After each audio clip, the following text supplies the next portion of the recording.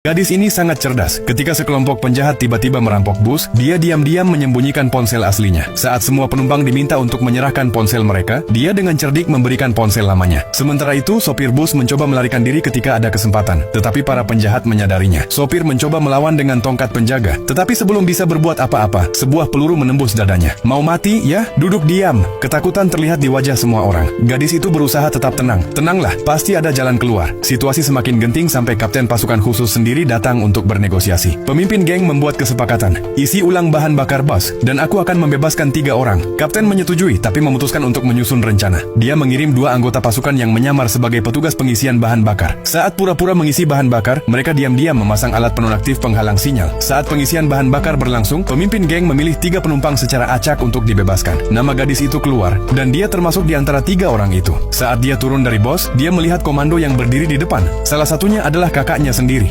Kakaknya pun terkejut melihatnya. Gadis itu memberi isyarat bahwa dia masih memiliki ponsel dan bisa kembali untuk membantu. Kakaknya menyadari betapa berbahayanya itu. Awalnya dia menolak, tapi setelah adiknya memohon berulang kali, dia akhirnya memberi izin dengan berat hati. Gadis itu tahu bahwa kembali berarti mengundang kematian. Tapi demi menyelamatkan semua orang, dia kembali tanpa ragu. Apa yang kamu lakukan? Biarkan anak kecil ini pergi dulu. Aku tidak takut mati. Tentu saja aku takut, tapi harus ada alasan untuk mati. Penjahat itu membiarkannya naik kembali ke bus, tetapi mengingkari janjinya. Dia malah membebaskan seorang wanita tua. Bukan anak kecil itu. Gadis itu terkejut, tapi itu bukan kesepakatannya. Kalau terlalu banyak orang keluar, semuanya akan mati, kata si penjahat. Di dalam bus, sang kakak komando berkata kepada rekannya, dia adikku, aku yang memberi isyarat agar dia kembali. Saat kami kecil dan berbuat salah, kami sering berkomunikasi dengan isyarat seperti itu. Di dalam bus, saat gadis itu melihat kesempatan, dia mengeluarkan ponsel tersembunyi dan mengirim pesan keluar. Pasukan komando langsung siaga. Semua penjahat berada di posisi yang tinggi. Suruh semua penumpang menunduk, tembakan harus diarahkan ke bagian atas. Gadis itu menenangkan semua orang dan memberi isyarat agar mereka menunduk, lalu dengan cepat menjatuhkan tirai jendela. Itulah sinyal yang telah disepakati. Segera setelah itu, tembakan dilepaskan dari luar, dan dalam hitungan detik, semua penjahat dilumpuhkan.